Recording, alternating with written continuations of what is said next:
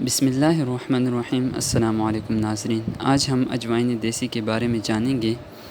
عربی میں اسے کمون ملوکی، فارسی میں نانخواہ، بنگالی میں یوں یا اجواؤن، سندھی میں جان، کشمیری میں جاونٹ، تامل میں اور انگریزی میں سیڈ کے نام سے بھی جانا جاتا ہے۔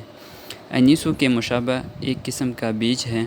رنگ سیاہی مائل بھورا، انیسوں کے مشابہ۔ ذائقہ تیز مائل بتلخی بو تیز۔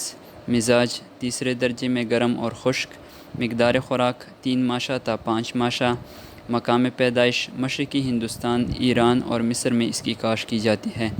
مصلح دھنیا اور اشیاء سرد و تر۔ افعال و استعمال: ہاضم، کاسر ریاح، دافع تشنج اور مفتح صدد ہے۔ بھوک بڑھاتی ہے۔ فساد بلغم، ریاح، ابہار اور استسقاء کے لیے مفید ہے۔ سدہ کھولتی ہے۔ فالج راشا اور استرخاء کے لیے بھی فائدہ مند ہے۔ مدر بول و حیض ہے۔ پتری توڑتی ہے۔ بعض زہروں کے لیے تریاک ہے۔ جگر کی سختی کو مفید ہے۔ دل کو قوت دیتی ہے۔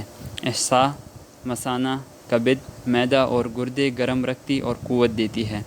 ہمراہ شہد کے اور تمام اعضاء کے درد اور ورم کے لیے مفید ہے۔ اگر عرق لیموں میں اس طرح ترک کر کے کہ عرق اس کے اوپر رہے 7 مرتبہ ترک کر کے خشک کریں تو ضعف باہ کے مایوس مریضوں کے لیے نہایت مفید اور مجرب ہے۔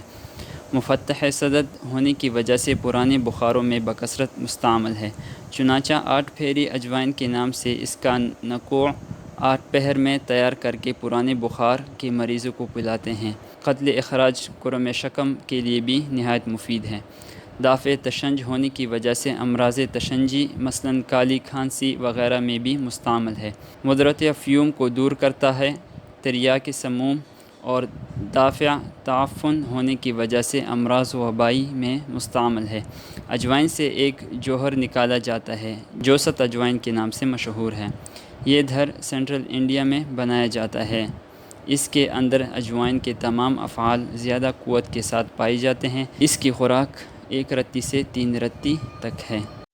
معزز سامعین، مزید طبی رہنمائی کے لیے ہمارے دیے گئے واٹس ایپ نمبر پر رابطہ کریں اور اسی طرح کی مزید معلوماتی ویڈیوز حاصل کرنے کے لیے ہمارے چینل کو سبسکرائب کریں اور ہمارے ہر آنے والی ویڈیو کو لائک اور شیئر کریں اور بیل آئیکن کو دبانا نہ بھولیں۔ شکریہ۔